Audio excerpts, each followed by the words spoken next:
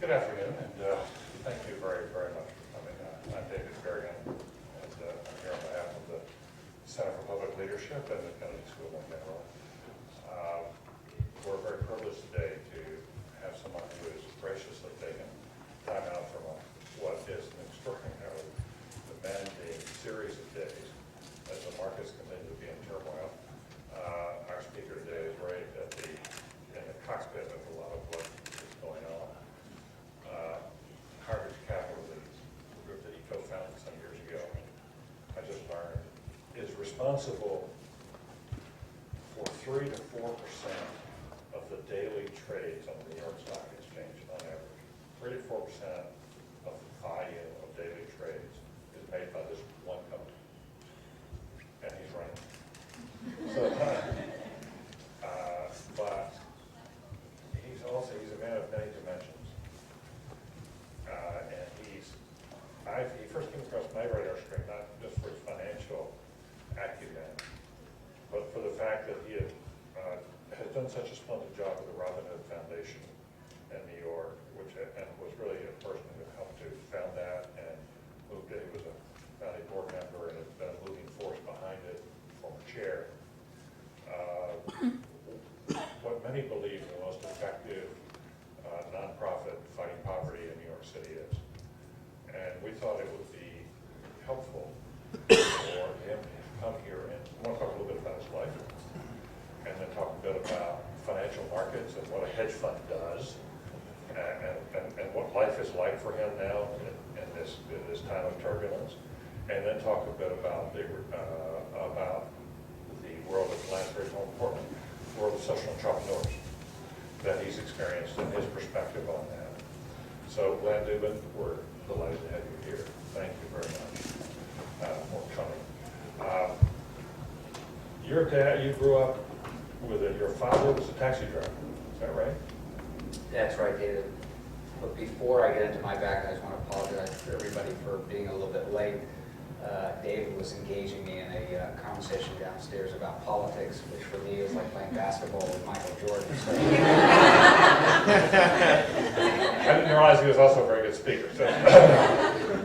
But yes, I grew up in an area in northern Manhattan called Washington Heights. It's a working class neighborhood. My father drove a taxi. My mother was a homemaker for the most part, although she worked part-time at Columbia Presbyterian Hospital. And I went to public schools. I went to public schools in Washington Heights. I went to John F. Kennedy High School, and then I went to the State University of New York at Stony Brook. Did you ever imagine you would be in Wall Street? You know, my feelings coming out of the hood, so to speak, was that it was important for me to be successful. I didn't know what success meant. I didn't know where it was going to take me. But Wall Street seemed like the path for riches, so to speak. And so right after college, I made the decision to interview at Wall Street firms. I had no family connections, really no way to be introduced to the human resources department. So what I did is I took a list of all of the Wall Street firms, the brokerage firms at that time. Interestingly, and this is 1978, there was a list of 30 firms. I think you'd be hard pressed to put a list together of 3 or 4 firms today, but in 1978 there was a list of 30 firms. And I decided that I was going to go and introduce myself and have interviews with every one of those firms. It was in the summertime. I had actually taken the summer off after graduating from school, and I went to Europe, backpacked through Europe, and I realized that I didn't have a suit, so I had to buy a suit for my interviews. And I went through Paris, and I bought a suit, and I remember it was $90, and I was very happy. It was what kind of suit was it? It was a pinstripe suit, a gray pinstripe suit. I thought that was appropriate for my interviews on Wall Street, but it was a wool gray pinstripe suit. You bought this in August. Well, my interviews I started in August, exactly. And so what I did tactfully is if I had a 10 o'clock interview, I made sure that I arrived at the office building at 9:30, and I would, so to speak, cool my heels in the lobby. And So you could settle in. Exactly. That way I can absorb all the perspiration and then go to my interview. And did you have half an hour then afterwards?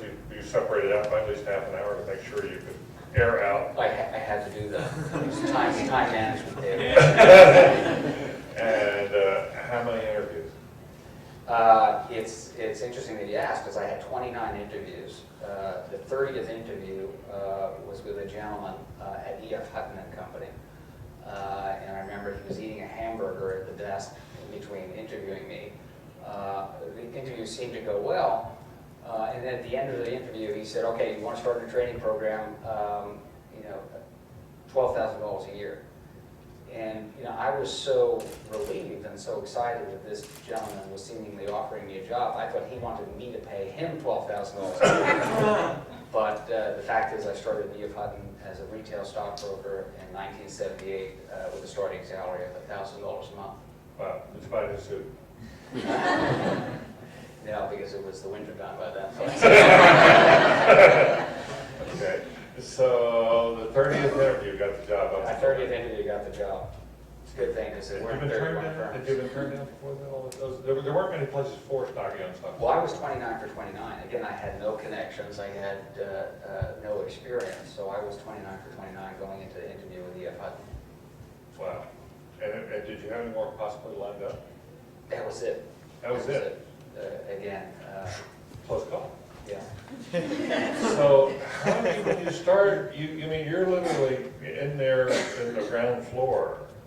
How do you, this is an interesting question for young people coming out today. How do you, what Jack Welch used to call getting out from under the stack? How do you get yourself out from under that?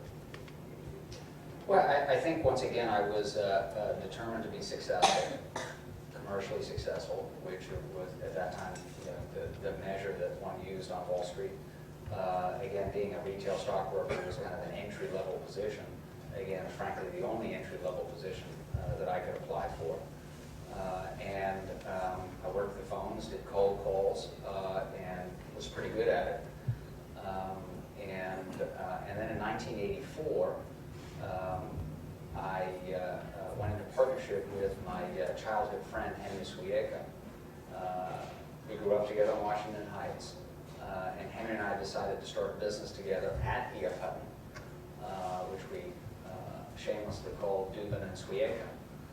And the business was going to be, unlike the traditional stockbroking activities where you have a transaction focus where you're buying and selling stocks and bonds and earning commissions, we felt that there was a better way that we would gather assets and not manage the assets ourselves internally, but allocate those assets out to independent money managers. And we got that brilliant idea in quotes because E.F. Hutton was really very progressive at that time in encouraging their brokers to allocate money out to independent money managers. So we started this business within E.F. Hutton called Dubin and Swieka, allocating capital, gathering assets from doctors and dentists and small corporations, and allocating those monies out to independent money managers. Initially, we were focused on traditional long-only equity managers and traditional fixed income managers, but we quickly realized that, particularly when talking to the bigger, more sophisticated institutional investors, they already knew who those money managers were. And for that matter, the fees that they were able to get, the management fees that they were able to get, were much lower than the fees that we were offering to them.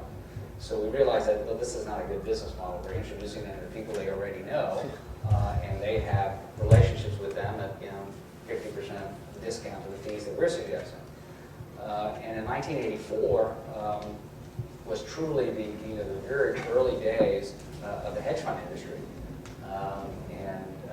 So we identified a number of managers very early on in their careers and said, well, this is fantastic. Not only does nobody know these managers, but their returns are extraordinarily high. And in addition to their returns being extraordinarily high and nobody knows them, their returns seem to be uncorrelated to each other. And of course, the reason that their returns, their historical returns, are uncorrelated to one another is because they do completely different things. Unlike a traditional equity manager or fixed income manager that is going to be on one side of the market and own one asset class, these nascent hedge fund professionals and commodity trading advisors were trading everything. And they were trading them from the long side of the market and from the short side of the market. So lo and behold, their historical performance patterns were completely unrelated to one another or completely uncorrelated to one another. So we took a page from something called modern portfolio theory that essentially suggested, well, if you can identify these uncorrelated return streams and allocate your capital efficiently across these uncorrelated return streams, well, then you can have a portfolio that will generate higher returns over time with less volatility. And we thought that was a great concept and something, frankly, that we'd be able to sell a lot more easily than we could introducing traditional asset managers. So the very first business that my partner and I started was one of the early fund-of-funds operations. And again, using modern portfolio theory as a basis for our investment process, we started identifying these managers that have all different strategies, all different areas of expertise, and created these multi-manager portfolios. So I would say that we were one of the early advocates of creating these fund-of-fund structures that today obviously is a very large part of the asset management and alternative asset management industries. So why does portfolio theory tell you, modern portfolio theory tell you that if you have this diversity, this array, that you'll necessarily get a higher return?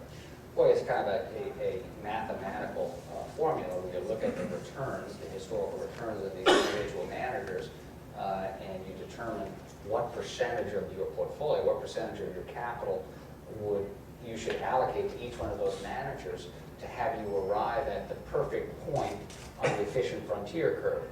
And the perfect point on the efficient frontier curve is where you have the highest return with the lowest amount of volatility. And it's difficult to do if you only have one manager, because the one manager is going to be more volatile than a collection of managers that are doing different things that can be long and short the markets. So it's the historical record of the manager and the volatility record of that manager that really convince you whether you're going to make that one of the places you're going to put your assets. Correct. And what percentage of your assets you would allocate there. And well, there's actually something that's not terribly intuitive. Oftentimes, the more volatile managers are the managers you want to put in these portfolios because they offset some of the returns of some of the other managers. But I think for purposes of understanding this portfolio construction, hedge fund managers and commodity trading advisors offered us the opportunity to identify these successful pools of return streams or successful pockets of return streams. And we figured out a way to efficiently allocate that capital to these pockets of return streams so that the total portfolio had the characteristics of having higher returns with lower volatility than a single manager would.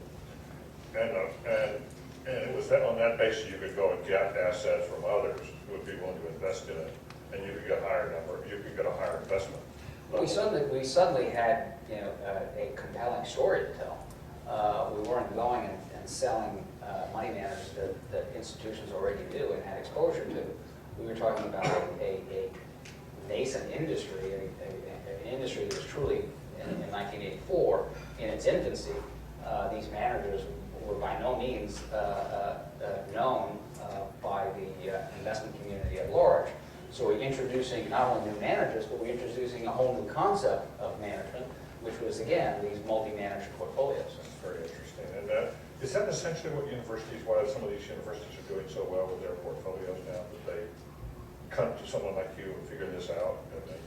Well, certainly some universities, we have a number of endowments as clients of ours, but institutions like Harvard, the Harvard Management Company, has one of the most successful investment portfolios in the world. And yes, they use different variations of modern portfolio theory where they're trying to identify asset classes and underlying managers that they think are going to be successful going forward that have uncorrelated return characteristics, and the track record of the Harvard Endowment speaks for itself. Not only has it generated superior investment returns over a long period of time, but it's done it with much less volatility than traditional indices. And that's what David Swenson at Yale is doing essentially. Yes. Interesting. Now, the important distinction, David, is that the fund of funds, what we were doing is we were allocating it, we were taking client capital, putting it in a portfolio of managers, and then offering that return or providing that return to the individual investor. What the Harvard Management Company is doing and what David Swenson at Yale is doing and other sophisticated asset allocators is they're not necessarily going into a fund of funds, but they're going directly to the managers themselves. They're in effect setting up a company like yours. They're in effect, the endowment in effect is a multi-manager portfolio, correct? Interesting. But we're gonna, some of you are in business school, we're gonna, this conversation is gonna open up here in a few minutes, and I will welcome your more sophisticated questions than mine. But for the moment, let me stick to mine. And as I want to come back, 84, 85, you were just heading into 87. Correct. With all of this. How did that affect you? And you want to remind everybody what 87 was all about. Yeah. Sure. Well, actually, 1987 was certainly a seminal event for me, and I'll explain both professionally and also with regard to my philanthropic activities. But it was also a very important event for the hedge fund industry. A series of important events, but that was really, in my opinion at least, one of the early important events for the hedge fund industry. The reason is, as David alluded to, there was a crash in the stock market.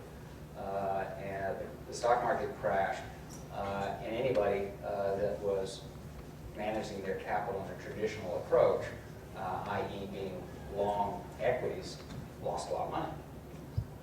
And hedge funds had much more flexibility. They could not only be long stocks, they could be short stocks, they could be long bonds, they could be short bonds, they could be long or short currencies, commodities, etc. So there were some hedge fund managers that not only didn't lose money in the October 1987 stock market crash, but there were some managers that made a lot of money. Because they were so short. Because they were short. They bet on things. Right. Going bad again. Correct. Which I'm going to try and tie this business discussion to my involvement in philanthropy. One of the very first managers that we allocated capital to in 1984 was a gentleman by the name of Paul Jones, Paul Tudor Jones. And Paul, who has become one of my closest friends, mentor, and I would argue the father of the modern day hedge fund industry, predicted the stock market crash. In fact, saw many parallels in 1987 to those that existed in the period 1929 leading up to the infamous stock market crash in 1929. And the parallels that he looked at were certain market psychology, a tremendous amount of speculation, the amount of financial leverage that was being used, and certain market technicals. So he was absolutely convinced that we were going to have a stock market crash. And he positioned his portfolio by being short equities to take advantage of that. And lo and behold, he was right. So must be careful what you wish for. He was right. It was up over 200% in 1987. Obviously, it did incredibly well financially. He's very well known as the guy that not only predicted the stock market crash, but exploited the fact that the stock market went down. But as it relates to philanthropy, Paul called me the Tuesday after the crash and said that he was absolutely convinced that the analog that he had followed, where 87 looked just like 1929, was going to continue. And if it continued, my goodness, we're going to go into a depression. And I made all this money by being short. I want to give some back and start a foundation because I'm absolutely positive that poverty is not only going to increase, but it's going to skyrocket. and I remember him in this very colorful way. He's from Memphis. He said, they're going to be selling apples on Madison Avenue. And so it was quite frightening. And I said, what can I do to help? He said, help me start this foundation. We got to give back. And I said, I'd be delighted to. And that was really my introduction with Paul being the founder of the Robin Hood Foundation. And I remember having Chinese dinner at his house on First Avenue, deciding on a name. We came up with the name the Robin Hood Foundation. And fortunately, we came up with the Robin Hood Foundation, the name the Robin Hood Foundation, because as one of our fundraisers has said, that name is a gift. It really has been a great brand for what we do. And so that's how the Robin Hood Foundation got started. I will tell you, in 1988, our first full year of operations, we made 2 grants totaling $52,000. And frankly, we didn't know anything about the not-for-profit world. We had some background, some experience in investing.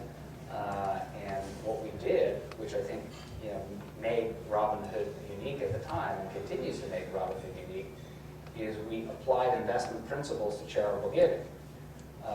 And some of the things that we've learned as being investors and allocators of capital, we applied to grant making. Simple stuff, common sense. Don't just write a check to an organization because your heart is throbbing. Make sure that that dollar is going to be well spent, or invested, if you will, in the grantee organization. So, again, applying investment principles to charitable giving was the early hallmark of Robin Hood, and one of the important areas of distinction that Robin Hood has is really being one of the, I believe, one of the first not-for-profit organizations to do that. Tell us more about Robin Hood itself and the principles behind it. Yeah, I got the basic principle, but then you've had this growth. How do you measure the success of grants if you're going to apply this investment principles? What constitutes success? Well, if you ask me what are the 3 cornerstones of Robin Hood's philosophy and what makes it unique, I would say certainly early days applying investment principles to charitable giving. I would say that early days, Paul deciding that that the board was going to underwrite all operating expenses of the organization, so that we could look prospective donors in the eye and say, every dollar that you give us is going to help those in need. Your board pays for all the operating expenses, all the staff expenses. 100% of all the operating expenses. And I'm just smiling because, when we were giving out $52,000, the operating expenses were pretty modest.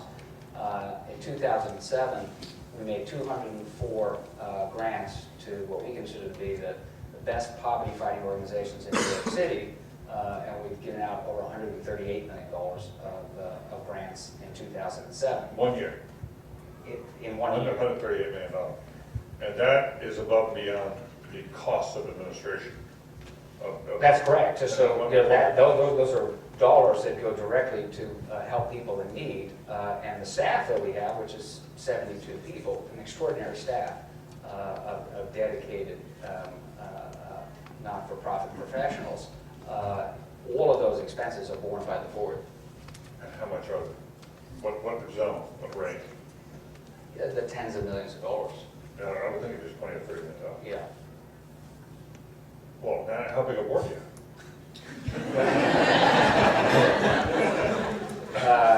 It's a board of about 35 people. And great board. It's a great board. It's a great board, and it's a board with a number of investment professionals, well-known investment professionals that have obviously been successful. But we're looking for people that are not only going to add the financial resources that are obviously so important, but we're looking for the intellectual capital. We're looking for the emotional commitment. We're looking for the time commitment. I would say that this is really, I am on 1 or 2 other boards right now, but universally, the response is amongst board members that are on many more boards than I am, This is the most active, most engaged board of any experience that they've had. How often do you meet? We meet quarterly. In addition to quarterly meetings, we have subcommittees. Subcommittee meetings can meet on a monthly basis. We have an annual offsite that's a full day offsite. And in addition to that, which I think is very important, all of our board meetings, as opposed to being in an office in Midtown Manhattan, all of our board meetings rather, are on grantee sites. So we make site visits to the organizations that we support and meet with the people that we're helping and meet with the people that are running these organizations. And I would just add one other thing, David, about that. Just again, talking about the involvement and the engagement of the board members. I mean, we've given money to a single stop operation, which essentially gives counseling about filing taxes and occupational service.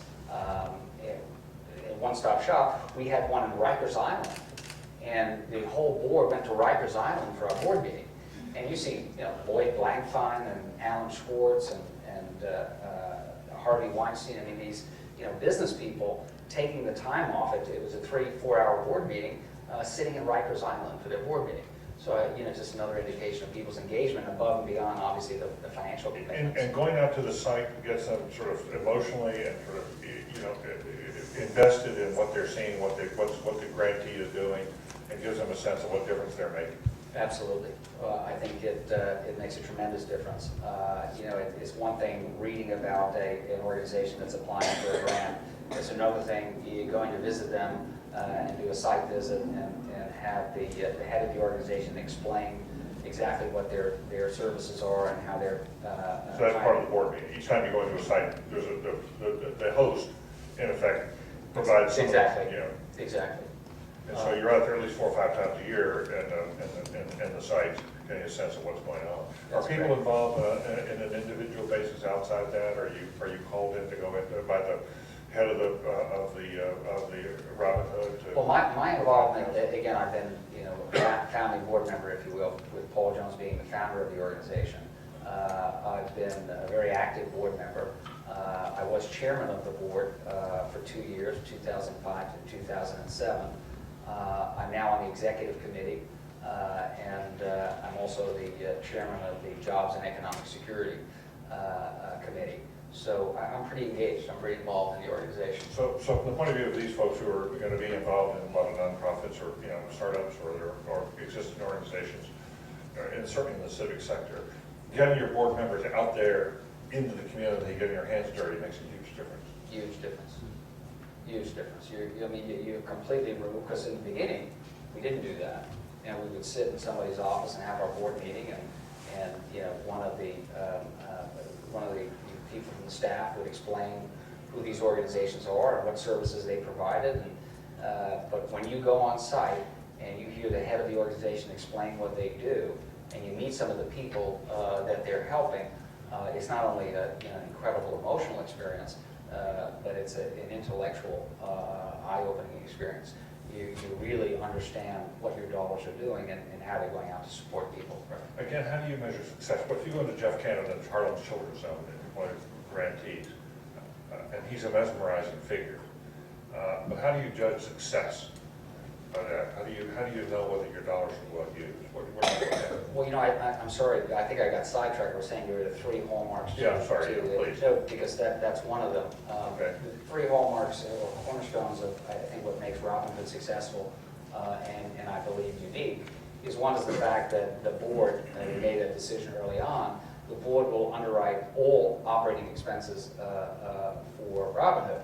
So again, when you look a donor in the eye and you tell them, you're going to donate $100 to Robin Hood, you're going to be very comfortable in knowing that $100 is going out to support people in need. That really resonated. The second thing that we do, which I think is very important, is that we have something called our metrics program. And again, this was something I believe very novel and something coming from our investment background, where we said, well, it's wonderful to give this money, but how do we evaluate what good it's doing out there in the not-for-profit world? Is there some kind of metrics that we can use? And if you think about what our mission is at Robin Hood, our mission is trying to fight poverty. You know, the one kind of standard measure if you're doing a good job or not is people's income levels. Are you able to increase their income level? And so using that as kind of the standard benchmark, what we then do is we look for every dollar that we give to these organizations, what's the impact in terms of increasing the income level of these people that it helps over their lifetime. So I think a clear example of that is, and a very big part of what we do at Robin Hood is education in New York City, improving education in New York City. One of the startling statistics in New York City in public school education is that 40% of New York City public high school students either don't graduate at all from high school or graduate late. Now that's a pretty startling statistic, but if you take it one step further and you analyze what that means, is you look at the income disparity between people that actually graduate from high school and people that don't. Well, the income disparity is equally as startling. Somebody that graduates from high school actually earns in their lifetime between $6,000 and $8,000 a year more than somebody that doesn't graduate. So very simply, we've got to do everything we can to make sure that students graduate, because if they graduate, their income level is going to go up, and we're doing our job, which is to fight poverty. So the metric there would be whether the organization's actually going to, there's a charter school kind of group or something like that, they actually get the... Well, how much money do the graduation rate? Right. How much money do we put in, which is the denominator, and the numerator is how are we improving the earnings of those students that go through the school? Right. And so, you know, a perfect example of that is KIPP Academy, which is a charter school in New York. It's a fantastic model for success. Well, how do you measure success? Well, certainly you can measure success by the scores, the reading scores and the math scores, which is one way. But another way is the graduation rate. These kids that go to the KIPP Academies middle school that go on to high school, as opposed to having a 60% chance of graduating on time, they have a 90% chance of graduating on time. So again, that's a way that we've measured our success in giving grants.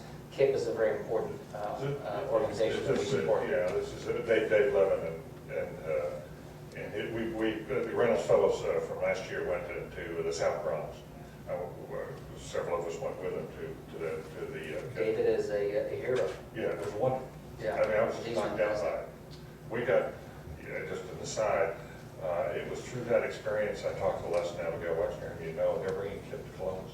Is that As a result of our visit to the South Bronx. That's fantastic. We just saw what they were doing. It's like, Yeah. whoa, you got to get this in here. Yeah. Yeah, he does a fantastic job, and I brought my children to the school to see the school, and sometimes you see things at these charter schools and you go, my goodness, I wish they'd do some of this at my kids' schools, and my kids are, going to these, in quotes, privileged private schools in New York City. So it really is fantastic. I think it's a very important new way to educate children. Great.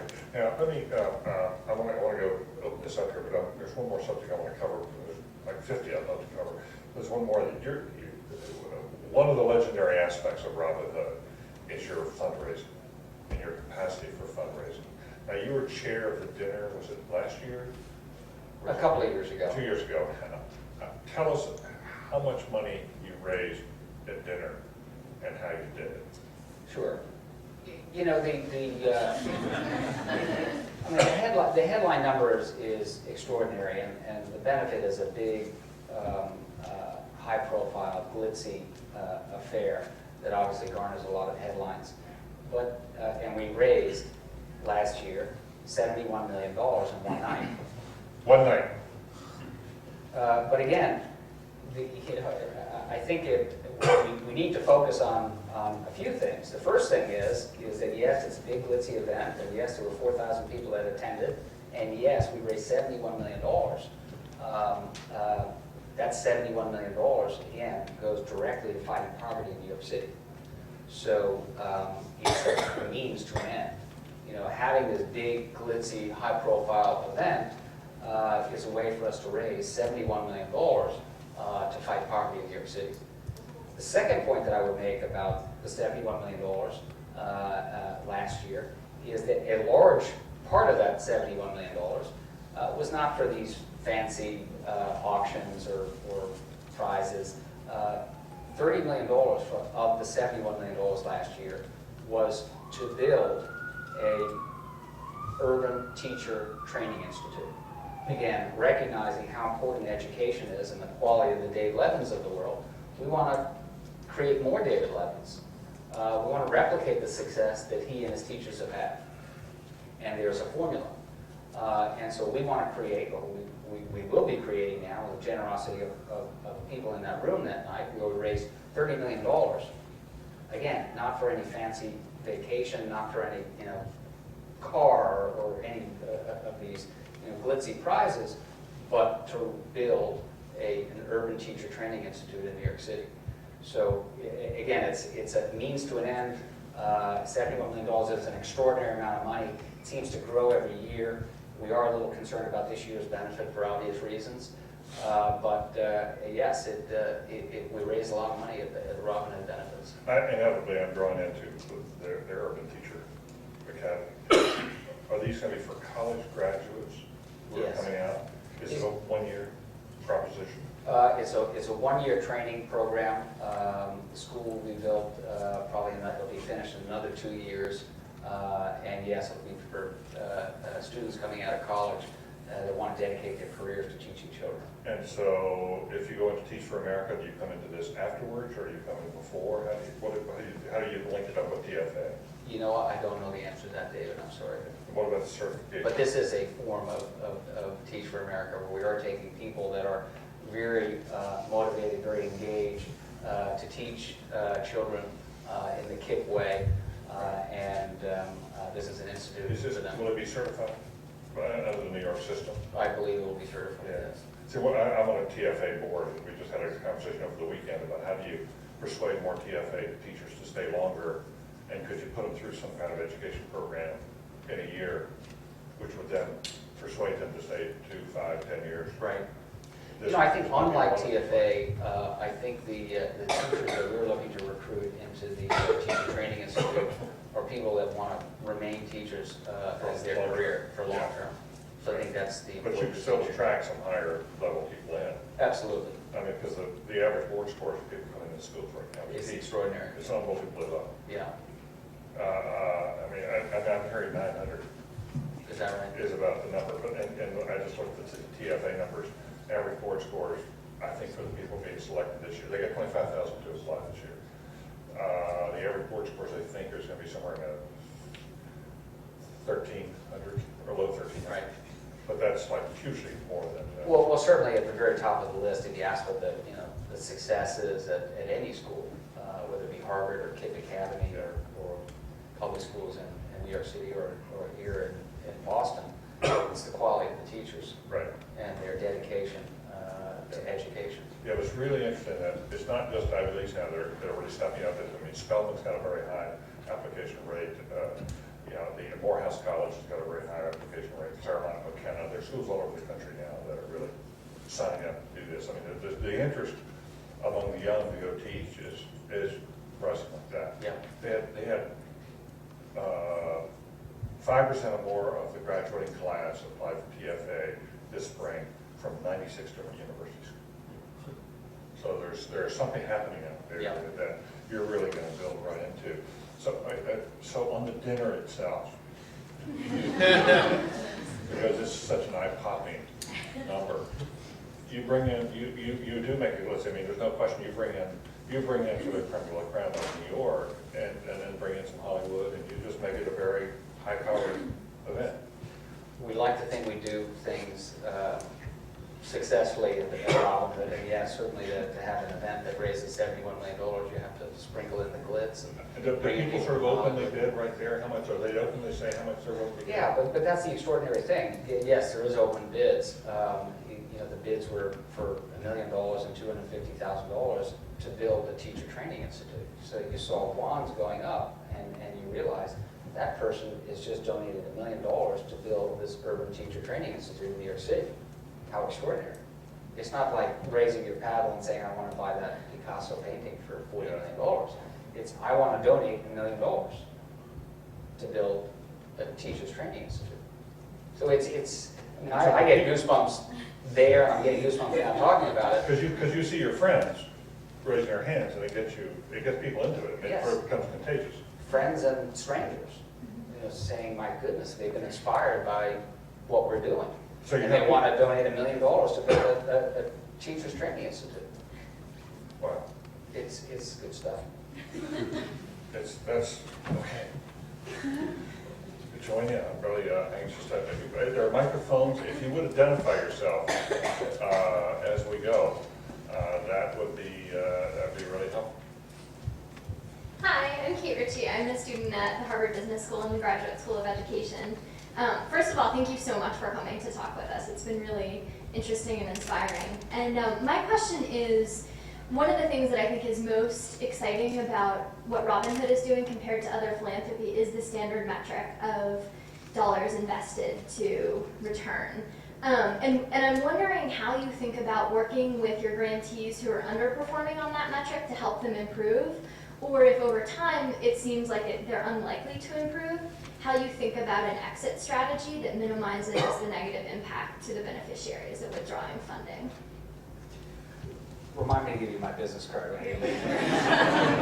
We're looking for Robinhood. That's a fantastic question.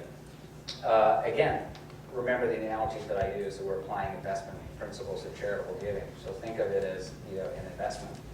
And what you do, an investment that's not working, you try and improve that investment. And you might take an active approach to try and improve that investment.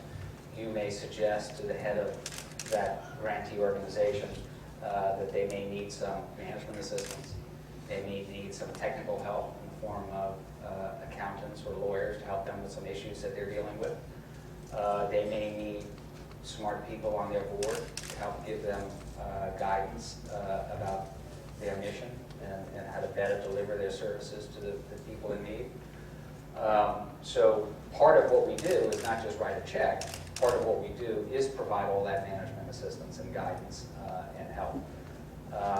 But at the end of the day, and think of it as an investment, at the end of the day, if we're not getting a high return on our investment, and we've done everything that we can to try and improve that return on investment, we're going to cut off funding. In terms of what the exit strategy is, if that's the term that you use, obviously we try and make it a very compassionate exit, and we try and do everything that we can to sustain the organization beyond continuing to provide them financial help. Are grants usually for a year, or are they multi-year? They can be multi-year. Oftentimes they're multi-year. Right. Or please go. Yeah, please go ahead. Go ahead. Want me to go first? Yeah, please. Okay. Hi, I'm Max Anderson. I'm a student at the Harvard Business School and the McKinney School of Government, and I'm a Reynolds Fellow here. And the Reynolds Fellowship, we talk about in social enterprise, trying to make these socially beneficial organizations self-sustaining. And the Robinhood model is more, it seems like, in the old line of grant-making organization.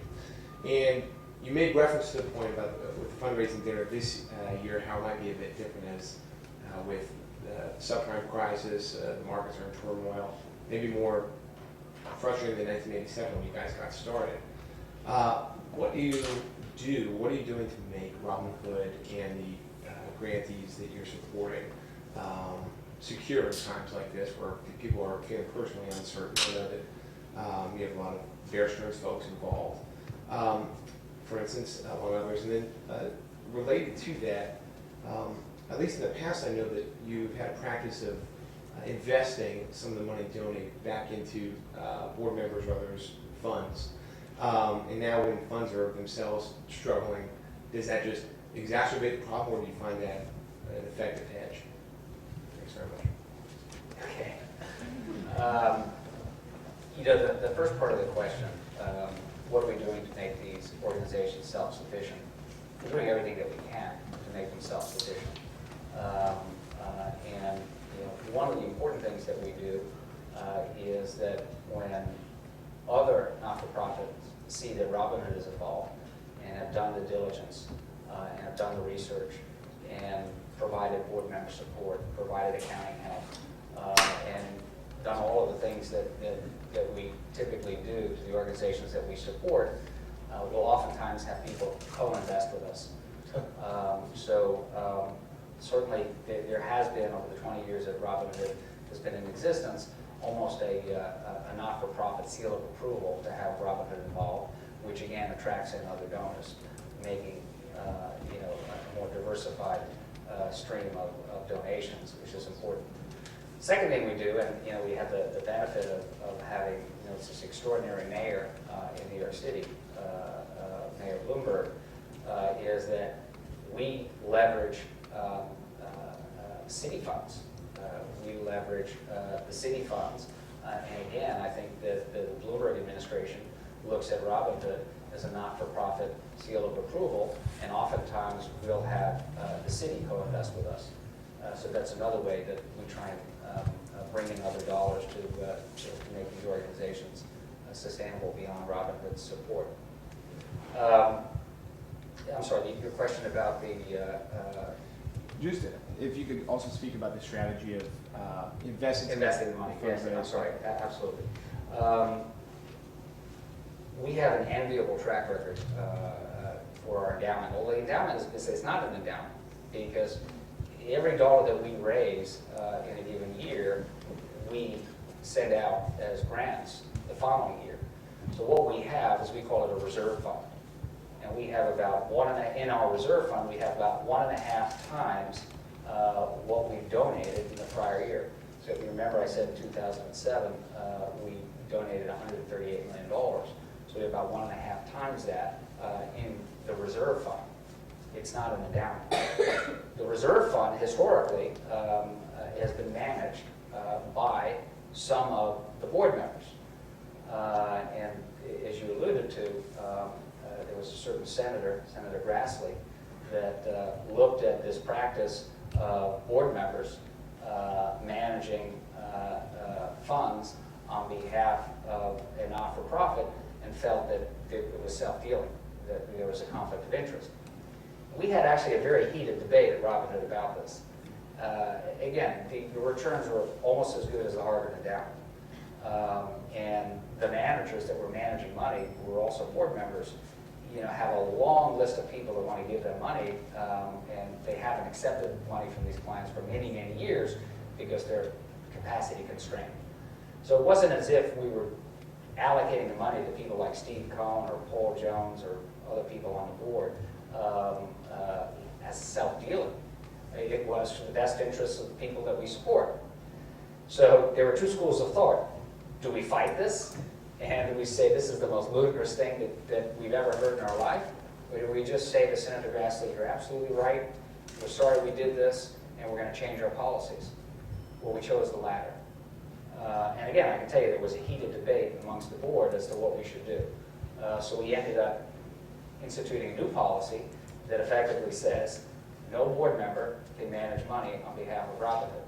Now, the good thing is that there's a lot of talent out in the hedge fund industry, and we know a lot of the talented people, so I don't think that we were terribly compromised in terms of restructuring the portfolio, but it definitely was an issue, which, by the way, points to kind of another issue of the board, of the benefits, and the $71 million.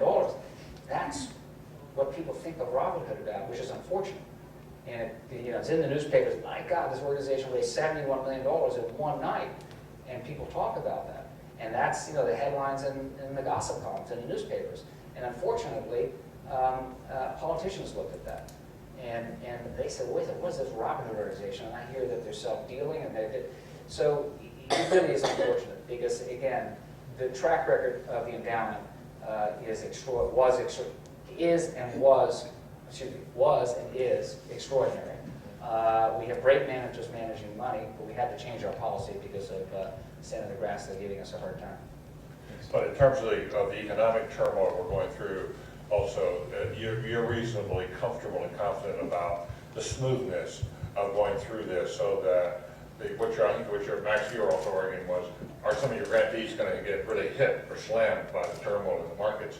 But it sounds to me like because of reserve funds, the way you thought this through, there's going to be a continuity. Well, the reserve fund is our buffer. I can tell you historically we've generated in excess of a 20% annualized return. Obviously in today's environment, that's going to be a lot tougher to do. But it's the same issues that the Harvard Endowment is dealing with, and Yale is dealing with, and the Ford Foundation is dealing with.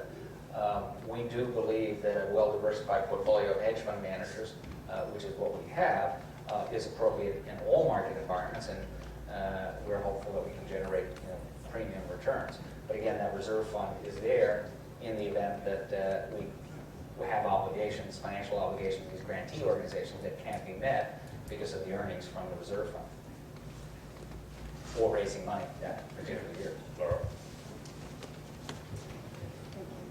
Hi, thank you so much for coming, and thanks for everything that you do.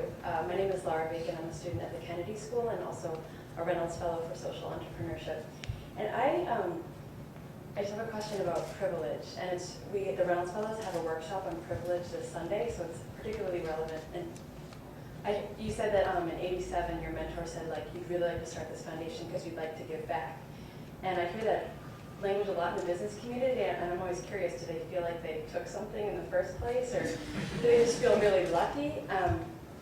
And also just, the name of Robin Hood, which from what I remember, but I might be misremembering the tale, stealing from the rich and giving to the poor. And there's some implication that the rich didn't deserve it in the first place. And I'm just so interested in your feelings about this, because you're the son of a taxi driver and your children go to a private privileged school, and I would just love to hear your thoughts. I'm glad you asked me that question, because there was a few things that I wanted to talk about today, and that is definitely one of them. Asked a different way, maybe, why is Robin Hood important to me? Yeah. Robin Hood has been an extraordinarily important part of my life. And it's been an important part of my life because, yes, I do feel very fortunate, I do feel very lucky, and I do want to give back. And New York City has been my home, and the work of Robin Hood is focused exclusively on New York City. And it's interesting, there are a lot of not-for-profits out there that focus on different aspects of what we do. Taking care of the homeless, taking care of certain medical needs of people, education. I think Robin Hood is kind of a general practice of fighting poverty, which is important. The other thing about Robin Hood, which I think is important to recognize, which I certainly do, is that poor people don't have a natural advocate. There are a lot of, the reason the Harvard Endowment is $30-some-odd billion is because people feel inclined to give to their alma mater. You graduate from Harvard and you do well in life, and you go, when the development officer calls, you say sure, you write a check. Poor people don't have a natural advocate, and they need help. And so Robin Hood really fills that void, which is important to me. The other point that I'll make in terms of my children, which is a really important point, and my wife, by the way, is not a New Yorker, she's in fact Swedish, but she comes from a very modest background as well, small little town on the west coast of Sweden, 40,000 people. She's a medical doctor today, but her value system is very similar to mine. We find ourselves, being very fortunate, obviously having had the commercial success that I've had, but you say, okay, well, how do you, instill good values in your children? How do you make sure not only you instill good values, but you make them want to do good things for people as well, and you make them want to be successful as well with whatever they pursue. It doesn't have to be, they don't have to become hedge fund managers. In fact, I hope one or two of them don't become hedge fund managers. But whatever they pursue, they should pursue it with vigor, and they should be successful and happy. So we kind of ask ourselves, how do we do this? Well, the Robin Hood Foundation, aside from selfishly making me feel good, because I came from a very modest background, and it gives me great pleasure, what it also does is it serves as a great role model, if you will, or I serve as a role model because of my involvement with Robin Hood for my children. I have a 7-year-old daughter that now is in first grade, but last year when she was in kindergarten, they went around the room and they said to the kids, well, what does your daddy do?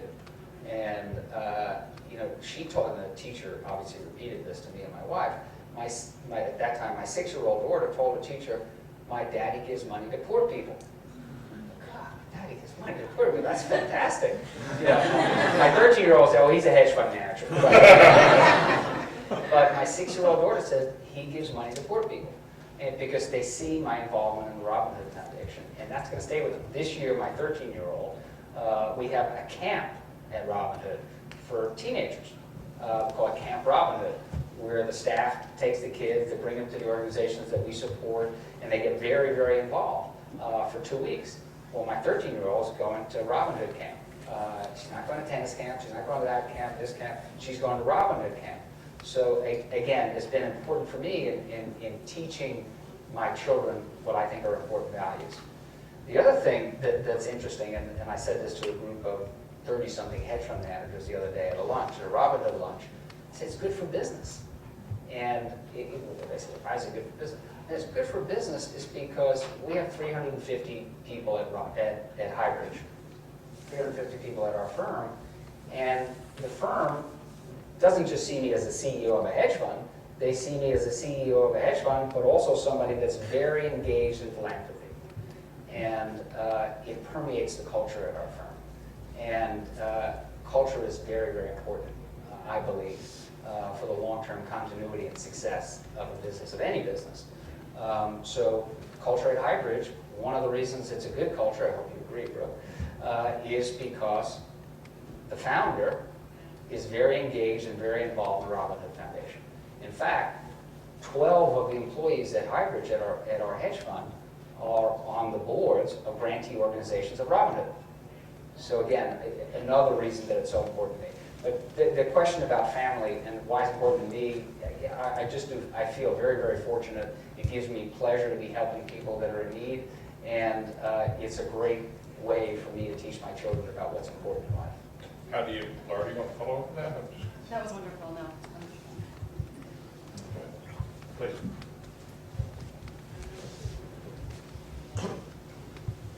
Thank you. So inspiring to say this. My name is Ashley Khan. I'm a lawyer transplanted from New York, and I actually had the privilege and opportunity to represent a lot of taxi trackers. And I always joke that I was the only one I know who did the reverse commute from the Upper East Side to Jackson Heights, New York, and I'm a Kennedy School student.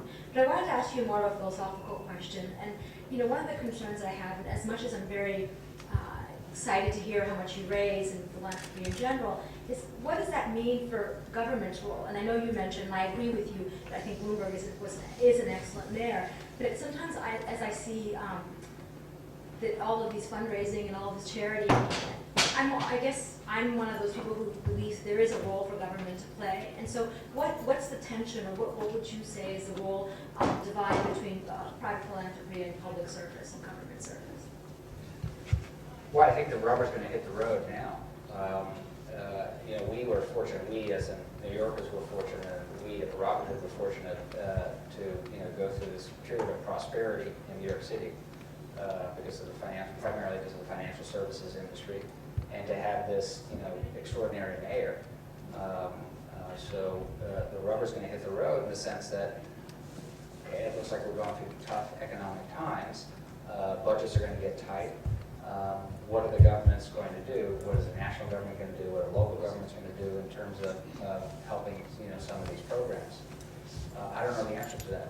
David and I talked briefly about some of the challenges that state and local governments are going to have with tax revenues going down. One small anecdote, which I think is interesting, is that with crude at $111 a barrel, what would you think? I mean, that's really dampening demand, consumption for gasoline. Well, a big part of the state's budgets every year across the United States is the excise tax that they charge on gasoline. Well, again, gasoline consumption in certain states is down anywhere from 6 to 10%. That's a huge amount of dollars that's coming out of the budgets of these governments. So I worry, what are the first things that are going to be cut? Yes, it's definitely a concern.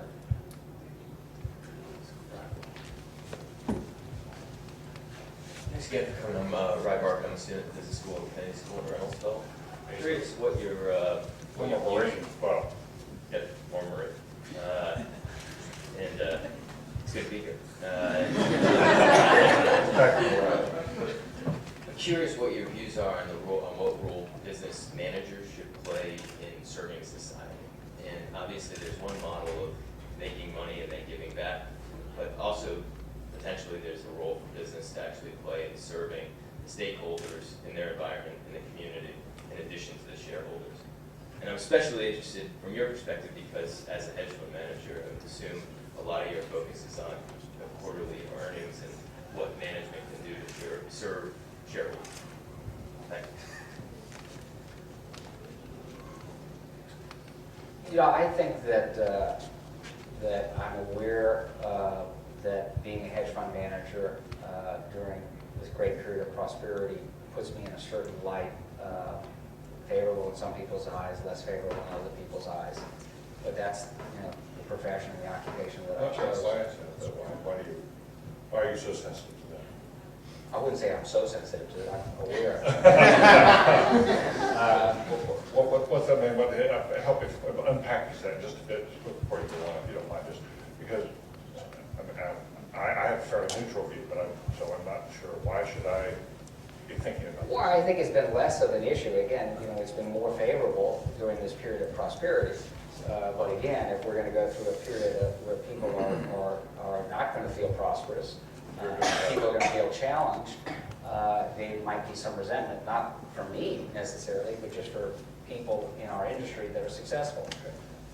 If you've lost your job and you pick up the newspaper and you read about some hedge fund manager that, you know, was short subprime securities and made $3 billion, you're going to be pretty upset with that guy that short subprime securities and made $3 billion, particularly if not only you lose your job, but you probably lose your home.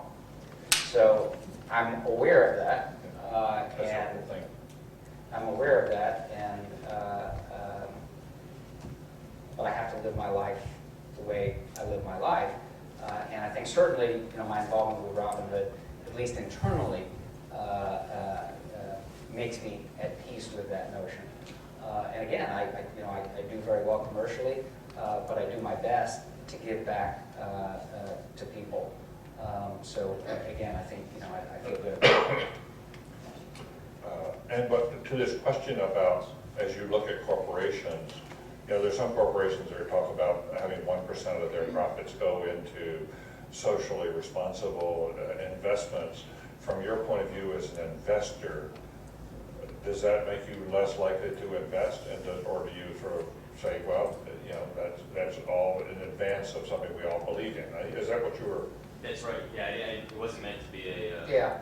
You know, I think, you know, just my own corporate philosophy, if you will. Like I've talked about my personal philosophy. My own corporate philosophy is that there should be a separation between church and state, so to speak.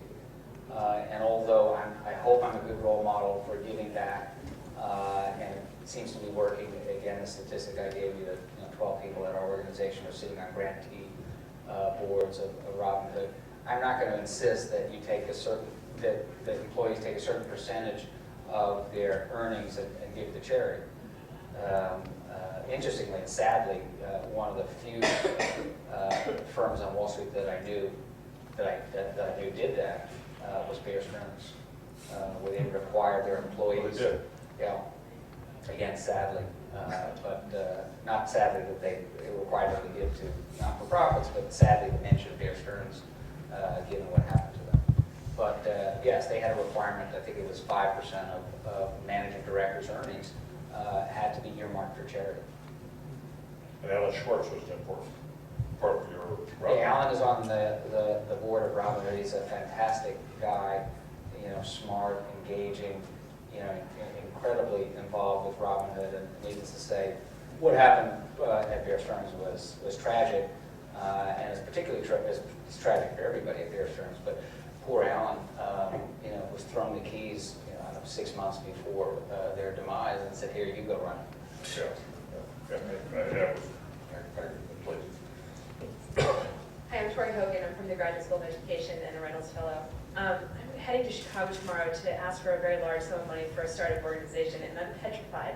And I was realizing that you were incredibly entrepreneurial very early on in life. And I'm wondering what your keys to success were when you started your Fund to Fund initiative as a young person, and how you gained legitimacy, and then how you convinced people that you had such a good idea that it was worth them putting their time and money into it. Yeah, that's a good question. I think that sincerity sells really well.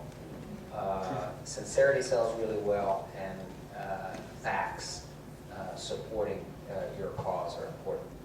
So when you go to Chicago and ask for money for an important cause, I would be very sincere and explain why it's important to you personally. And I'll give them the facts why what you're asking for money for is a good organization. Dubin leads an organization. Why it's a good organization, and their money will be well spent or well invested. So my advice to you would be, I'm sure you are sincere, and I'm sure that it's a great organization. And just make sure that you communicate that to the person you're asking. I'm going to suggest we have one more question. We have a faculty gathering downstairs to talk to Glenn. What I'd like to do is have one more question, and so you'll have a chance to say hello. So a few of you, I'll go down and get to meet with the faculty, introduce you to the faculty before you get there. Efficient use of your time, I hope. But I want to have a chance for some of you to come up and just say hello.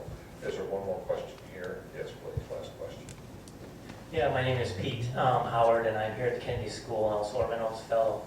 And I'm interested in your metric for success. And you said in 1978, as you went to Wall Street, your metric for success was financial success. But your life speaks of quite a journey and a heavy give back. And if you had a chance to go speak at HBS, at Harvard Business School, and kind of challenge the paradigm of success for grads just coming out, what would you say to challenge them to have a metric of success that kind of leads to your kind of lifestyle? And you touched on a little bit when you talked about your children, but I'd just be interested in speaking to kind of a grad student group of individuals. Well, I think the measure of success is a very personal metric. I mean, success isn't necessarily just measured in financial terms. Success is measured, are you doing what you want to do? You wake up every day, and are you engaged occupationally in something that you enjoy and are good at? So that's one way that I would kind of define success. Another way that I would define success is if you're helping other people. And it's interesting, we were going to talk a little bit about my childhood, and one of the defining moments of my childhood, but briefly, my parents got divorced when I was 17 years old, and I think, most frankly, one of the motivations for me seeking commercial success was to provide financial stability for my family at that point. But I realized at that point that helping people in need, whether it be my family in that case, or later on in life, people that were less fortunate than I, is very important. So to me, that's a measure of my success today. So again, I think the measurement of success is a very personal metric, and for me, if you ask me why are you successful, I might point to my business. I probably would point to my business, candidly, but I would at the same time point to my involvement with Robin Hood and some other not-for-profit activities that I'm involved in. You sound, it sounds as if you live an incredibly intense life. I mean, you haven't been turned into the markets. You must have to spend so much time on this. And you've got your children, you've got Robin Hood. How many hours a day? What time do you get up? How many hours a day do you get up? I see my colleagues smiling a little bit because, yeah, I am pretty intense. And, one of and Brooke was saying to me, actually, on the drive over here from the airport, Brooke was saying to me that one of the things that inspire people at Highbridge is to see how hard you work. And I don't work hard to inspire people, but if it's inspirational, that's fantastic. But yes, I like working. I hope my family would agree. A great family guy. I spend a lot of time with my 3 young children. I have a 13-year-old, 11-year-old, and a 7-year-old. I'm very involved with them, and I like sports, and I'm passionate and active in all of those activities.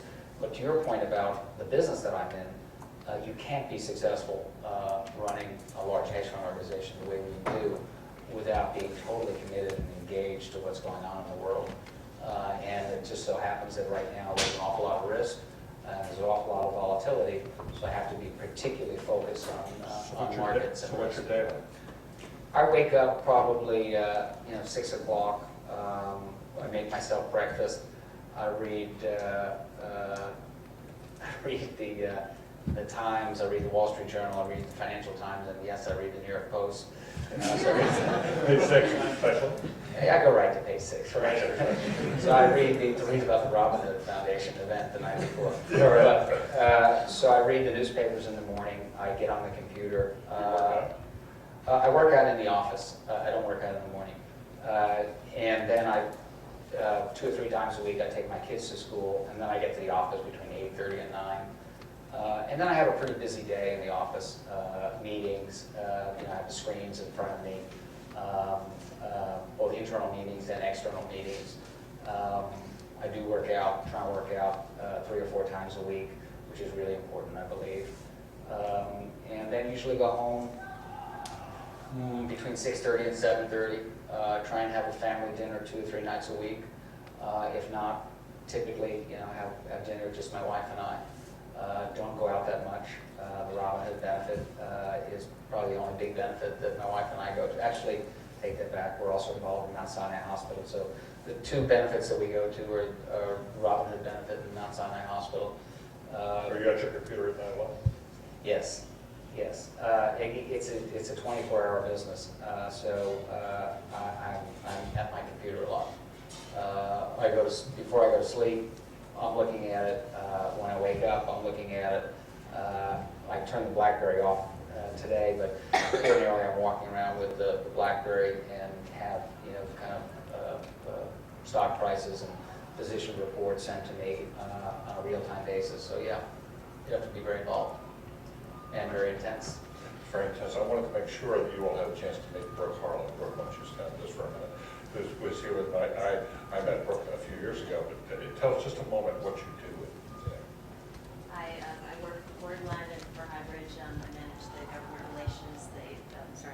I work for Highbridge. I manage the government relations and the press and some of the marketing efforts that the firm does. And You came over from J.P. Morgan. I did. I worked at J.P. Morgan for 6 years running media relations as a spokesperson for the investment bank, and then came over to Highbridge when they were looking to branch out and get a little bit broader in some of their public, government activities, and also just on the press side. Glenn's been being very modest, but it's a very large hedge fund, and it's in the headlines quite a bit. So we try to keep it. And your day is like? My day is like it's a little bit more calm. Yeah, a little bit more calm with Glenn's, but. It's fairly frenetic, and it's a very different environment. Having worked in an investment bank for 6 or 7 years, you see the difference when you're working at a hedge fund where it's 24/7. It's plain to admit that Sunday nights it's like 11 o'clock. I try to move over to see what the Asian markets are doing, before I go to sleep. And certainly it's just reacting to whatever happens. And we have a very diverse business. We do private equity. We have traditional hedge funds. Glenn still has a very large interest in his funds business, the old Dubin of Highbridge, which is now Corbin. So there's a lot of different tentacles to the business. And, it's a lot of fun. It's interesting. Don't do something you don't like going to work every day, and you've got to be excited. Never know what your day is like, and for me, that's something that motivates me. So. Terrific. I also want to recognize Ron Dezorich, who's here. Dr. Ron Dezorich, who's Beth is not with you. Beth is not, but Ron has been a very wonderful friend of the center. Comes in and works with our students on. He runs a large mental health operation, but they had workshops here for them.